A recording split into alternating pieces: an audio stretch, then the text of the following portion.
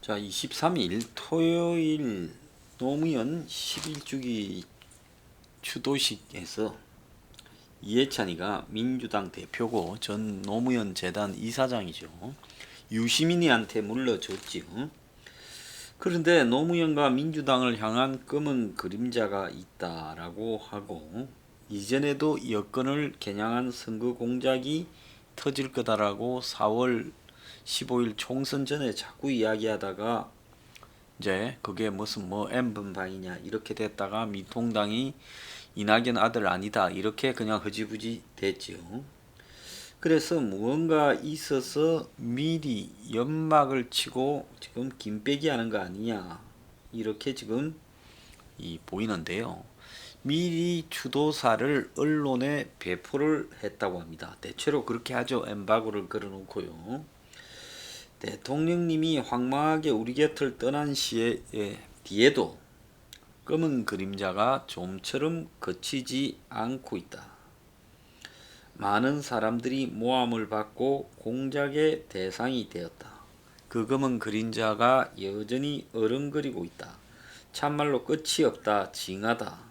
그런데 실제 추도사를 낭독할 때는 이 부분을 읽지는 않았는데 검찰이 수사하지 마라고 경고 메시지를 보내려다가 낭독 직전에 바꾼 것 같아.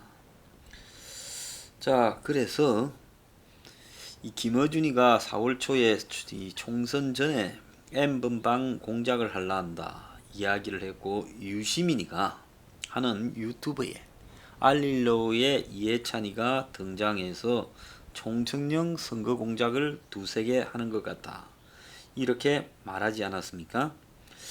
그런데 정치권에서는 친노, 친문, 진영이 노무현 재단 등이 비리에 연루된 건수가 터지는 게 아니냐, 지금 이 문제를 갖다가 굉장히 지금 염려해 오고 있는 거 아니냐라는 겁니다. 그런데 작년 12월에 검찰이 노무현 재단의 계좌를 들여다봤다는 걸 확인했다. 제 개인 계좌, 제처 계좌도 들여봤을 가능성이 있다 이렇게 말을 했고, 검찰이 친노 친문 진영을 사찰하고 있다 이렇게 말을 했는데, 라임, 신라젠 등에 지금 여권 인사가 깊숙이 연루돼 있는데 이걸 미리 공작 정치라 해서 김을 빼려고 하는 것 아니냐, 지금 그런 이야기가 나오고 있습니다. 그래서 이 문제가 윤건영이가 관련되어 있다라고 정치권에서 이야기가 나오고, 2012년 대선에 윤건영이가 노무현 재단 관련 별도의 차명 계좌를 운용했다, 지금 그런 이야기가 나오고 있고, 그리고 윤건영은 이 조선일보와 통화해서 조선일보가 TV조선과 더불어 이 문제를 깊숙이 캐고 있는데요. 한국미래발전연구원, 줄여서 미래연구원의 전 직원이 문제 제기하고 있는 것으로 아는데 사실이 아니다 라며, 이 인물은 윤건영이가 미래발전연구원의 기획실장을 진행 당시 함께 일했는데, 자, 차명계좌 의혹이냐라는 부분에 대해서는 윤건영이가 실비를 돈으로 먼저 내고 나중에 미래연이 갚는 등 돈이 오간 게 있다. 내역을 소명할 수 있다. 그러면서 노무현 재단 연루설에 대해서는 미래연구소가 지금은 노무현 재단 밑에 있지만은 2012년 당시에는 윤건영이가 일할 때 대선에는 별도 법인이었다 이렇게 이야기를 하고 있습니다. 여기 한국미래발전연구원이라는 게 등장하는데요.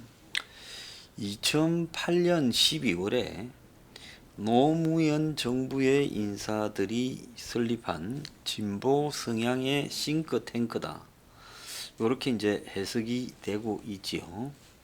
그런데 이 미래발전연구원에서 노무현 정책학교라는 것을 세웠습니다.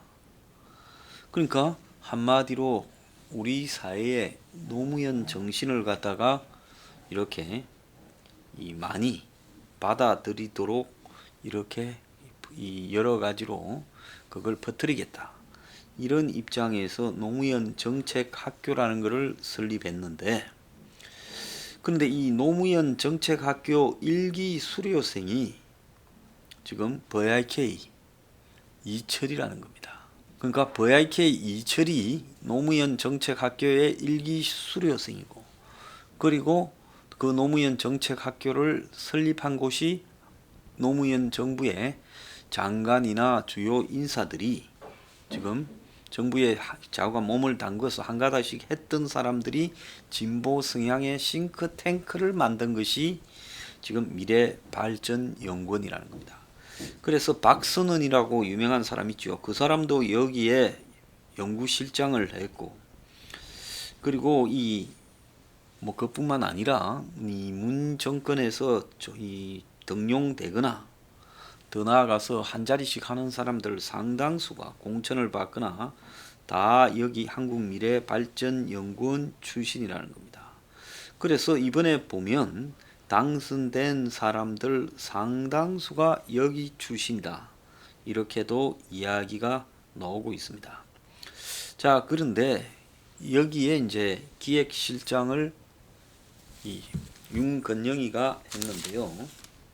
2012년 대선 때를 점해서 지금 비자금이 있었던 것 아니냐. 윤건영 비자금. 그러니까 이런 부분에 대한 논란이 지금 진행되고 있는 거다는 겁니다. 그래서 윤이 문통의 2012년 대선 캠프 시절에 후보 때 이 일종의 문이 굴리던, 그야말로 공개적으로 이 대선 후보는 공적 선거 통장을 가지고 해야 되는데 일종의 공적 선거 통장이 아닌 차명 계좌가 있었던 것 아니냐. 그래서 윤 밑에서 당시 회계 담당을 하다가 노무현 재단으로 이직한 회계 담당 직원이 노무현 재단에서 유시민을 비판하고는 쫓겨났는데 자료를 다 깠다라는 이야기다. 그래서 이제 이 친구가 깐 액수가 엄청난 액수는 아니에요. 뭐 정치판에서 봤을 때는 크게 많은 액수는 아니지만은 증거가 명확하게 지금 있다. 그리고 재판 가면 실행감이다라는 이야기가 나오고 있습니다. 이 이야기가 기자들 사이에 좀 퍼져 있고, 그러니까 진중권이가 이 노무현 재단 관련 뭔가 터질 듯 유시민이 작년부터 해왔고 이해찬이가 그 이야기를 한다. 지금 이걸 또 인용을 했는데요. 그래서 정치권에서는 한 언론이 노무현 재단의 자금 관련 의혹을 취재 중이라 했는데 그 관련자가 윤건영이고, 취재 결과 지금 TV조선이 확인을 했는데 윤건영 측은 노무현 재단 차명 계좌 의혹은 전혀 사실이 아니다. 지금 그렇게 말을 했습니다. 자, 지금 자기들끼리는 유시민이나 이해찬이는 좀 심각하게 느끼는 것 같고, 청와대 출신의 친노 인사가 노무현 재단 관련 차명 계좌를 운영했다라는 제보를 받고 지금 취재 중이었는데, 그 부분과 관련해서 윤건영이가 지금 그 당사자다. 윤건영은 노무현 재단과 관련 있는 한국미래발전연구원 기획실장을 맡았을 때 일하던 직원이 문제를 지금 제기하고 있는 걸로 안다 하고 윤건영 측이 이야기를 했습니다. 반박과 해명 증거들을 다 준비하고 있다. 계좌 명의자도 윤건영이 아니다.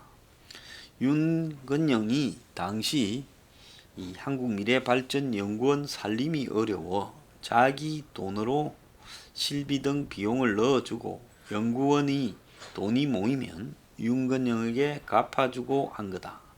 한 달에 1,000만 원이 안 되는 돈이 왔다 갔다 했다. 1년에 몇 천만 원도 안 될 것이다 라고 이야기를 했습니다. 그런데 이 관련 내용을 제보한 사람은 다음 주에 기자회견을 준비 중이라고 이야기를 하고 있습니다. 그러니까 노무현 재단이 있고 그 재단이 직접 지금 그 자신들의 정치적인 어떤 싱크탱크 역할을 한 게 아니라 재단은 이 모태로 남아 있고 재단 밑에 한국미래발전연구원이라는 걸 세워서 그 연구원에서 노무현 정권의 장관이나 청와대에 있었던 사람들이 다 맡아가지고 이제 거기서 일종의 뭐 각종 자료집도 만들고 세미나도 하고 노무현 정책 학교도 만들고 그렇게 한 걸로 보입니다. 앞서 VIK의 이철이 이 노무현 정책학교 일기 수료생이다라고 이야기를 했습니다. 자, 노무현 정권이 무너지고 난 직후에 그래도 우리가 다시 정치적 재기와 재집권을 하려면 모여서 뭔가 정책 방향을 제시하고 사람도 모아야 되지 않겠냐 해서 이게 만들어졌고, 그래서 거기서 노무현의 사상과 가치를 공유하고 리더십과 국가 전략을 이해하는 걸 목표로 최고의 정책 전문가를 양성하기 위해 노무현 정책 학교를 설립했고, 교육비는 3개월간 200만 원이고 김수현 전 청와대 정책실장, 배냥균 전 노무현 때 실장 등이 노무현 정책학교에서 강의를 했고, 또 이들은 이 VIK가 만들었던 직원 특강에도 참여했습니다. 당시 이 이철이가 여기서 교육받을 때 김용희 건강보험공단 이사장이 원장을 했고 그도 밸류에서 이 VIK에서 강연을 했습니다.